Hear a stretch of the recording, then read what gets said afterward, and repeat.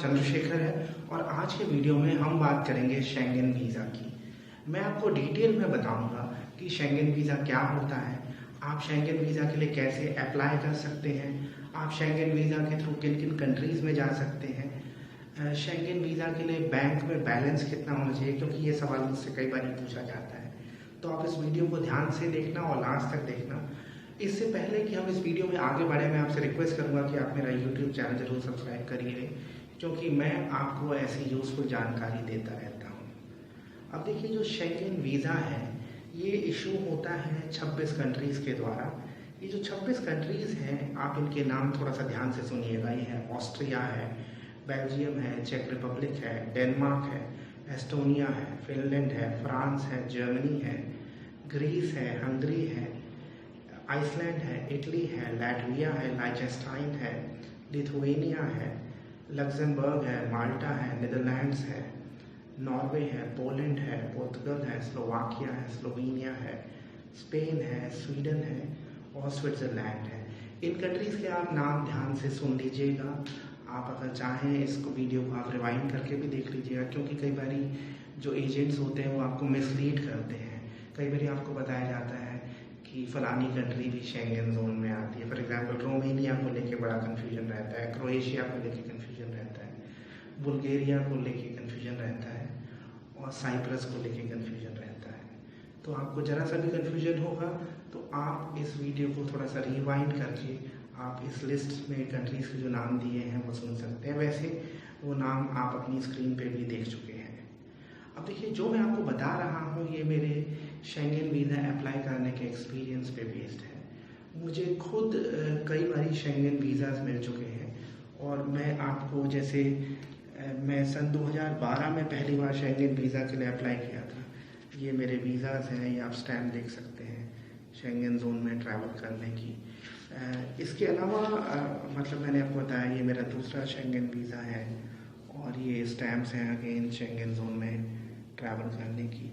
तो देखिए, जो मैं आपको बता रहा हूँ ये मेरे पर्सनल एक्सपीरियंस पे बेस्ड है और मेरी फैमिली में काफ़ी लोगों ने ट्रैवल किया है जिनको मैंने एडवाइस किया शेंगेन वीज़ा की एप्लीकेशन पे। इसके अलावा बहुत सारे क्लाइंट्स को मैंने एडवाइस किया है। तो ये जो मैं आपको बताने जा रहा हूँ ये फर्स्ट हैंड एक्सपीरियंस पे बेस्ड है। और हम सबसे पहले बात करते हैं कि क्या क्या डॉक्यूमेंट्स चाहिए शेंगेन वीज़ा के लिए। अब देखिए, शेंगेन वीज़ा के लिए जो डॉक्यूमेंट्स चाहिए आपको मैं वो सारे बताऊंगा। मैंने क्या किया है, मैंने लिस्ट को नोट कर लिया है ताकि मुझसे कोई चीज़ छूटे ना और आपसे भी ना छूटे। देखिए, जो शेंगेन वीज़ा है वो जनरली आप अप्लाई करते हैं VFS के थ्रू। तो जैसे फॉर एग्जांपल आप ऑस्ट्रिया के लिए अप्लाई कर रहे हैं तो आप VFS ऑस्ट्रिया के थ्रू अप्लाई करेंगे। फ्रांस के लिए अप्लाई कर रहे हैं तो आप VFS फ्रांस के थ्रू अप्लाई करेंगे। जो फीस होती है वो जनरली टोटल अबाउट 8,100 होती है, जिसमें जैसे एम्बेसी की फ़ीस होती है 6,330 रुपये, VFS की फ़ीस होती है करीब 1,700-1,800 रुपये, क्योंकि उसमें उनके सर्विस चार्जेस इंक्लूडेड होते हैं, टैक्सेस इंक्लूडेड होते हैं। क्योंकि VFS में आपका बायोमेट्रिक होता है। बायोमेट्रिक मीन्स आपका फ़ोटोग्राफ्स लिया जाता है, फिंगर प्रिंटिंग होती है। तो ये सब चीज़ें VFS में होती हैं। आप अपने डॉक्यूमेंट सबमिट करवाने के लिए VFS जाते हैं जनरली शेंगेन वीज़ा के लिए। अब देखिए, जो शेंगेन वीज़ा है उसके थ्रू आप एक कंट्री में जा सकते हैं, टूरिज़्म के लिए जा सकते हैं, बिजनेस मीटिंग्स के लिए जा सकते हैं, कॉन्फ्रेंस अटेंड करने के लिए जा सकते हैं, अपने फ्रेंड्स या रिलेटिव से मिलने जा सकते हैं और अपने फैमिली मेम्बर्स से मिलने के लिए जा सकते हैं। लेकिन शेंगेन वीज़ा पे आप 90 दिन से ज़्यादा शेंगेन जोन में नहीं रह सकते हैं। जी हाँ, ध्यान से सुनिएगा। आप शेंगेन वीज़ा के साथ सिर्फ 90 दिन तक शेंगेन जोन में रह सकते हैं, पर 180 में 90 दिन। और जो शेंगेन वीज़ा होता है उसकी जो वैलिडिटी होती है वो कई बार 6 महीने होती है, कई बार वो सिर्फ उतने पीरियड की होती है जितने महीने की, जितने टाइम की आपने आइटिनरी या ट्रैवल प्लान बना के दिया है। तो आपको वैलिडिटी देखनी है और नंबर ऑफ़ डेज़ भी देखना है, क्योंकि वीज़ा पे नंबर ऑफ़ डेज़ भी लिखा होता है। इस बारे में आपको थोड़ा सा केयरफुल रहना है, क्योंकि मैंने कई ऐसे केसेस देखे हैं जहाँ पे लोगों को उतने ही दिन का वीज़ा मिला, मतलब नंबर ऑफ़ डेज़ उतना ही स्पेसिफाइड था जितने दिन का उनकी आइटिनरी थी। फॉर एग्जांपल, वीज़ा आपका 1 महीने के लिए वैलिड हो सकता है, बट आप शेंगेन जोन में सिर्फ 10 दिन के लिए रह सकते हैं, क्योंकि आपने 10 दिन की आइटिनरी दी है। अब हम नज़र डालेंगे डॉक्यूमेंट्स में। देखिए, सबसे पहले आपको एक एप्लीकेशन फॉर्म भरना है। शेंगेन वीज़ा जो एप्लीकेशन फॉर्म होता है वो बड़ा ही सिंपल फॉर्म है, 5 पेजेस का। आप उसे ऑनलाइन भर सकते हैं। कुछ एम्बेसीज, कुछ जो VFS है वहाँ पे हैंड रिटन एप्लीकेशन भी एक्सेप्ट होती है। इसके अलावा आपको फ़ोटोग्राफ्स चाहिए जो 35 मिलीलीटर बाय 45 मिलीमीटर के होंगे, यानी 3.5 centimetre bye 4.5 centimetre. White background होना चाहिए उन फोटोग्राफ्स का। आप अगर फोटोग्राफर के पास जाएंगे तो आप उसे बता सकते हैं कि आपको शेंगेन वीज़ा के लिए फ़ोटोग्राफ चाहिए, तो वो उस हिसाब से वो फ़ोटो खींच के आपको दे सकता है।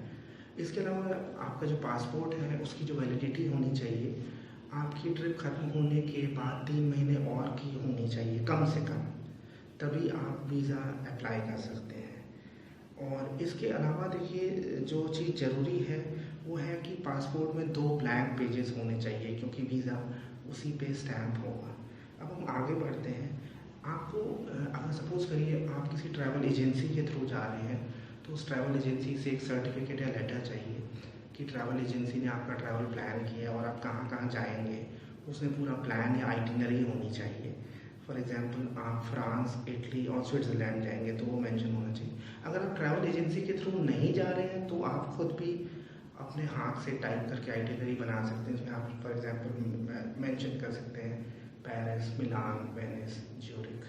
आप कितने दिन कहाँ बिताएंगे ये भी लिख सकते हैं। फॉर एग्जांपल विद डेट्स, जैसे आप 17 जून से 22 जून तक फ्रांस में होंगे, पेरिस में, फिर 22 से 24 आप मिलान में होंगे, 24 से 26 आप रोम में होंगे, फिर 26 से 30 तक आप स्विट्ज़रलैंड में होंगे। तो आप उस तरीके से एक आइटिनरी बना के भी दे सकते हैं टाइप करके। अगर आप ट्रैवल एजेंसी नहीं यूज़ कर रहे हैं तो आप ऐसा कर सकते हैं। इसके अलावा देखिए, उसमें क्या आपको एक कवर लेटर भी चाहिए। कवर लेटर आपका एक चांस होता है जहाँ पे आप मेंशन करते हैं कि आपका क्या बैकग्राउंड है और आपकी क्या होम टाइज हैं।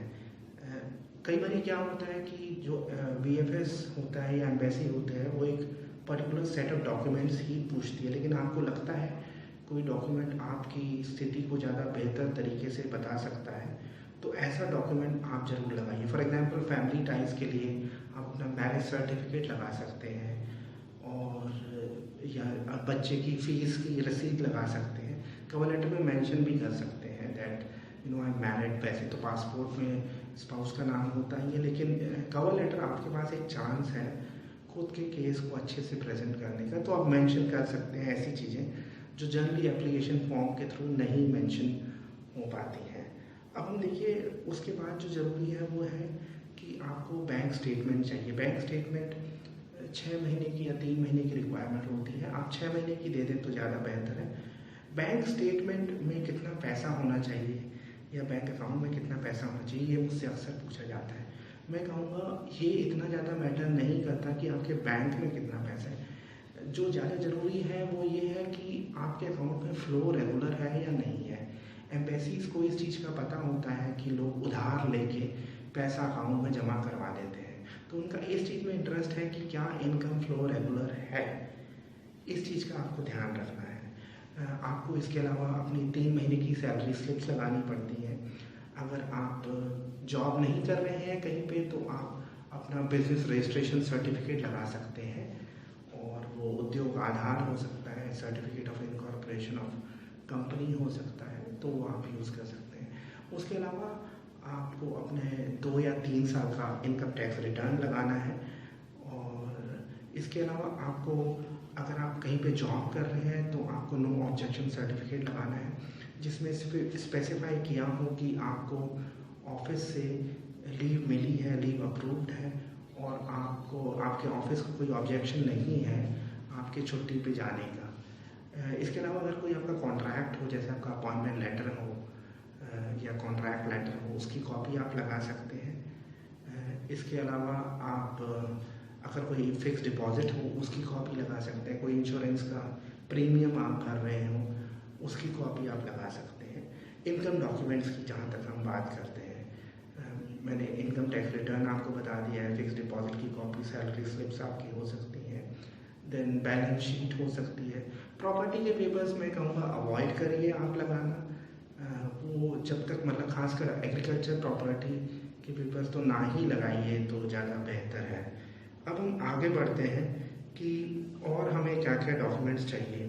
ट्रैवल आइटिनरी हम बता चुके हैं। ट्रैवल आइटिनरी ये ज़रूरी नहीं है कि आप बोलें कि जी मैं एफिल टावर जाऊँगा, एफिल टावर से यहाँ जाऊँगा, वो सब की ज़रूरत नहीं है। इसके अलावा आपको एयर टिकट बुकिंग दिखानी पड़ती है। एयर टिकट बुकिंग का मतलब ये नहीं है कि आप कन्फर्म एयर टिकट करवाइए, आपको एक रिजर्वेशन नंबर दिखाना पड़ेगा, मतलब कि आप कितनी तारीख को जा रहे हैं, शेंगन जोन में एंटर करेंगे और कितनी तारीख को वहाँ से बाहर निकलेंगे। तो आप डमी टिकट भी ले सकते हैं और काफ़ी ऐसी वेबसाइट्स हैं जो आपसे 1000-2000 रुपये लेके आपको ऐसा टिकट दे सकती हैं। होटल बुकिंग की हम बात कर लेते हैं। अगर आप किसी रिलेटिव के यहाँ रुक रहे हैं तो आपको बेसिकली इनविटेशन आना चाहिए रिलेटिव से, और कई जगह ये भी ज़रूरी है कि इनविटेशन जो होना चाहिए वो जैसे रिलेटिव ने आपको इनवाइट कर दिया, उसके अलावा आपके रिलेटिव को जो शेंगन जोन में है वो लोकल इमिग्रेशन ऑफिस जाके एक फॉर्म भर के वो उस लोकल इमिग्रेशन डिपार्टमेंट से अप्रूवल भी लेके आपको भेज सकता है। वो भी पॉसिबल है अगर आप रिलेटिव के जा रहे हैं। अगर आप होटल में जा रहे हैं तो आप बुकिंग कर सकते हैं, जैसे बहुत सारी वेबसाइट्स हैं, जैसे मेक माई ट्रिप है, गोआईबीबो है। ऐसी बुकिंग करिए जो रिफंडेबल हो। और booking.com में भी ऐसे ऑप्शंस हैं कि आप सिर्फ अपने कार्ड का नंबर देके बुकिंग कर सकते हैं, तो ये बुकिंग चलेगी। कोई ऐसी ज़रूरत नहीं है कि आप पूरे पैसे दे दें होटल के। booking.com, मेक माई ट्रिप, गोआईबीबो, इसमें आप कहीं से भी बुकिंग करवा सकते हैं। अब हम आगे बढ़ते हैं कि और आपको डॉक्यूमेंट्स क्या चाहिए। ओवरसीज़ मेडिकल इंश्योरेंस, ये देखिए ओवरसीज़ मेडिकल इंश्योरेंस बहुत ज़्यादा ज़रूरी है। आपको 30,000 यूरो का इंश्योरेंस दिखाना है जो आप ऑनलाइन खरीद सकते हैं। बहुत सारी कंपनीज हैं जिनसे आप इंश्योरेंस ले सकते हैं। जो इंश्योरेंस प्रीमियम है वो रेंज करते हैं 1000 से 1500 रुपये के बीच में, अज्यूमिंग कि आप 1 महीने के ट्रिप पे जा रहे हैं। तो ये इंश्योरेंस आपको लगाना है जब आप वीज़ा के लिए अप्लाई करते हैं। अब वीज़ा के लिए आप कब अप्लाई करें? देखिए वीज़ा के लिए आप कम से कम मैं कहूँगा 15 दिन पहले तक अप्लाई कर सकते हैं, लेकिन और मैक्सिमम 6 महीने पहले तक अप्लाई कर सकते हैं। मेरा ये सुझाव रहेगा आप हमेशा पहले अप्लाई करिए, क्योंकि उससे अगर थोड़ा सा डिले भी होगा आपके ट्रैवल प्लान्स पे असर नहीं पड़ेगा। इस बात को आपने ध्यान रखना है, क्योंकि अभी इनफैक्ट इस साल से अब शेंगन वीज़ा के लिए आप 6 महीने पहले तक अप्लाई कर सकते हैं। पहले सिर्फ आप 3 महीने पहले तक अप्लाई कर सकते हैं, तो आपको फ़ायदा है। अब अगर पहले प्लान कर लें आपको एयर टिकट्स भी सस्ते मिल सकते हैं। अब जहाँ तक मैंने बात की कि क्या अगर आपका वीज़ा पहले रिजेक्ट हो गया है तो क्या आपको वीज़ा मिलेगा, आप वीज़ा के लिए अप्लाई कर सकते हैं। जी हाँ, मैंने बहुत सारे ऐसे केसेस देखे हैं जहाँ पे लोगों को शेंगन वीज़ा पहले रिफ्यूज़ हुआ और मिल गया। मैंने ऐसे केसेस देखे हैं जहाँ पे 2-2 बार रिफ्यूज़ हुआ, 3-3 बार रिफ्यूज़ हुआ, फिर भी वीज़ा मिल गया, क्योंकि उनकी जो सिचुएशन थी वो इम्प्रूव हुई और जो उनके डॉक्यूमेंट्स थे उसके थ्रू वो डेमोन्स्ट्रेट हुआ कि उनकी सिचुएशन चेंज हुई है और उनके document stronger ties with home और ये सारी चीज़ें डिस्प्ले कर पाए। मुझसे ये भी पूछा जाता है कि शेंगन वीज़ा कहाँ से अप्लाई करें, कौन सी कंट्री से अप्लाई करें, कहाँ पर अप्रूवल के ज़्यादा चांसेस हैं। देखिए ये बहुत ही ट्रिकी क्वेश्चन है और आप शेंगन वीज़ा के लिए वहाँ से अप्लाई करें जहाँ ट्रैवल करना आपका मेन पर्पस है।